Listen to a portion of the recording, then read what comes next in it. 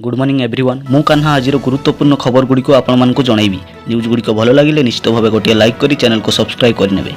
चलतु आज गुरुत्वपूर्ण खबर गुड़िक नजर पकाइबा। तेबे राज्य में बढ़ुची असह्य ताती जनजीवन अस्तव्यस्त हो गलानी।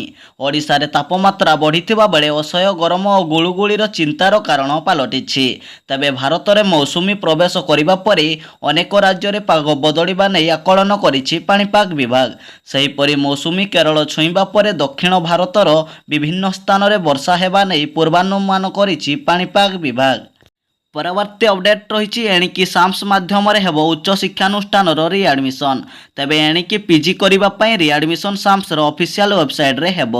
कौनसी कॉलेज बा विश्वविद्यालय रे नुआ सेल्फ फाइनान्स कोर्स खोलाजिबो नाही। एपरिकी शिक्षानुष्ठान रे रहितबा सेल्फ फाइनान्स कोर्स को मध्य स्थायी कोर्स कराजिबो नाही। सेही बड़ी समस्त self finance course BEd MEd BBA BCA LLB नामलेखा मध्य साम्स वेबसाइट रे उपलब्ध हेबो। एथि सहित रिएडमिशन मध्य एही साम्स वेबसाइट रे कराजिबो। परवर्ती अपडेट रही 72 टंका सस्ता हैला गैस सिलिंडर। तेबे गैस कंपनी सूचना अनुसार गैस सिलिंडर दर 72 टंका को ह्रास पाई। राजधानी दिल्ली में 19 केजी गैस सिलिंडर दर 69 टंका 50 पैसा ह्रास पाई 1676 टंका पहुंची। सेहीपरि कोलकाता में यार मूल्य 72 टंका ह्रास पाई 1787 टंका पहुंची। परवर्ती अपडेट रही विषम कटक बस स्टाण्ड रे जलीगला 4टी बस। मिलिथिबा खबर अनुसार रायगड़ा जिला विषम कटक सदर थाना अंतर्गत बिजू पट्टनायक बस स्टाण्ड रे 4टी बस जलीगला। 4टी बस रे किपरि निया लागिला ताहा जणा पडुनी। तेबे अग्निकांड समय रे बस भितरे केही नथिबार जणा पड़िछि। तेणु केही मृताहत होई नथिबार खबर मिलिअछि। तेणु सेठारे पुलिस आसी निजर तदंत आरंभ करि देइछि। परवर्ती अपडेट रही 45 घंटा पर ध्यान उठिले नरेंद्र मोदी।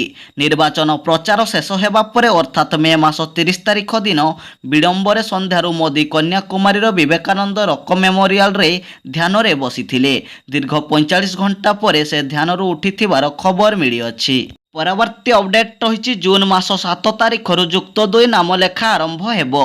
चलित शिक्षा वर्ष 2024-25 निमंते उच्च माध्यमिक शिक्षा अंतर्भुक्त कला विज्ञान वाणिज्य धंदामूलक युक्त 2 श्रेणीर नामलेखा निमंते जून मास 7 तारिख ठारू आरंभ हेबो। 10म श्रेणी उत्तीर्ण होइथिबा इच्छुक छात्र छात्री माने साम्स ऑफिशियल वेबसाइट रे जाई आवेदन करि परिबे। परवर्ती अपडेट रही 10 दिन बंद रहिबो बैंक। जदि आपणकर बैंक रे किछि काम अछि तबे तुरंत सारी नियंतु, नचेत परे आपण हैरान मध्य पड़ी पारंती। तेबे आज प्रतिष्ठा दिवस थिबारु तेलंगाना रे बैंक गुड़िक बंद रहिबो। सही परे जून मास 9 तारिख दिन महाराणा प्रताप जयंती पड़ुथिबारु हिमाचल प्रदेश रे बैंक गुड़िक बंद रहिबो। सही परे 14 तारिख दिन पहिली रज थिबारु राज्य रे बैंक गुड़िक बंद रहिबो। सही भली 17 तारिख रे ईद थिबारु सारा देश रे बैंक गुड़िक बंद रहिबो। एही भली भाबरे जून मासरे 10 दिन पर्यंत बैंक गुड़िक छुट्टी रहिबो। परवर्ती अपडेट रही कालबैशाखी तांडव जोगु उपुड़ी पड़ा गछ। नवरंगपुर सहर और आखपाख अंचल में कालबैशाखीर तांडव लीला देखा मिली। प्राय अपराह 3टारू 4:30 मध्य प्रबल घड़घड़ी सह वर्षा पवन होइथिला। एते जोरे पवन होइथिला जे विभिन्न स्थान में गछ उपुड़ा सह कालबैशाखी प्रभाव में बहु सीमेंट विद्युत खुंट भांगी जाइथिला। परवर्ती अपडेट रही 2 राज्य में आगुआ घोषणा हेबो निर्वाचन रिजल्ट। तेबे गतकाली शेष होइछि साधारण निर्वाचन। निर्वाचन कमिशन घोषणा करथिले जे जून मास 4 तारिख रे निर्वाचनर फलाफल घोषणा कराजिबो। तेबे एथिरे सामान्य संशोधन होइछि। आज 2टी राज्य रे आगुआ निर्वाचनर फलाफल घोषणा हेबो। राज्य गुड़िक हेला सिक्किम और अरुणाचल प्रदेश रे आज आगुआ निर्वाचन रिजल्ट घोषणा हेबो। परवर्ती अपडेट रही ओजेएस 2023 परीक्षा तारीख और समय बदलिला। ओपीएससी पक्षर एक नूतन विज्ञप्ति जारी करा जाइछि। जून मास 23 तारिख बदल में जून मास 22 तारिख दिन ओजेएस 2023 प्रिलिमिनारी परीक्षा अनुष्ठित हेबो। पूर्वर सकाळ 10टारू 11:30 समय धार्य होइथिबा बेले एबे ताहा परिवर्तन होई 3टारू 4:30 पर्यंत निष्पत्ति निया जाइछि। ପରବର୍ତ୍ତୀ ଅପଡେଟ୍ ରହିଛି ଅକ୍ଟୋବର ମାସରେ ଭୟଙ୍କର ସୂର୍ଯ୍ୟପରାଗ ଦେଖିବାକୁ ମିଳିବ।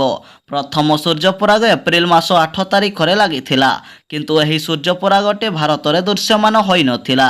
ତେବେ ଚଳିତ ବର୍ଷ ଦ୍ୱିତୀୟ ସୂର୍ଯ୍ୟପରାଗ ଅକ୍ଟୋବର ମାସ 2 ତାରିଖରେ ଲାଗିବ। ଏହି ସୂର୍ଯ୍ୟପରାଗଟି ବହୁତ ଲମ୍ବା ରହିବ ଓ ଏହାର ଅବଧି 6 ଘଣ୍ଟା ପର୍ଯ୍ୟନ୍ତ ରହିବ। ଏହି ସୂର୍ଯ୍ୟପରାଗଟି ମଧ୍ୟ ଭାରତରେ ନଜର ଆସିବ ନାହିଁ, କାରଣ ଏହା ରାତିରେ ଲାଗିବ। ପରବର୍ତ୍ତୀ ଅପଡେଟ୍ ରହିଛି କ୍ରିକେଟରୁ ଅବସର ନେଲେ ଦିନେଶ କାର୍ତ୍ତିକ। ଆଉ କିଛି ଘଣ୍ଟା ପରେ ଆରମ୍ଭ ହେବ ଟି20 ବିଶ୍ୱକପ୍। ବିଶ୍ୱକପ୍ ଆରମ୍ଭ ହେବାର କିଛି ଘଣ୍ଟା ପୂର୍ବରୁ ଭାରତୀୟ କ୍ରିକେଟ ଦଳର ଅନୁଭବୀ wicket keeper batsman Dinesh Kartik cricketer ସମସ୍ତ ଫର୍ମାଟରୁ ଅବସର ନେଇଥିବାର ଖବର ମିଳିଅଛି।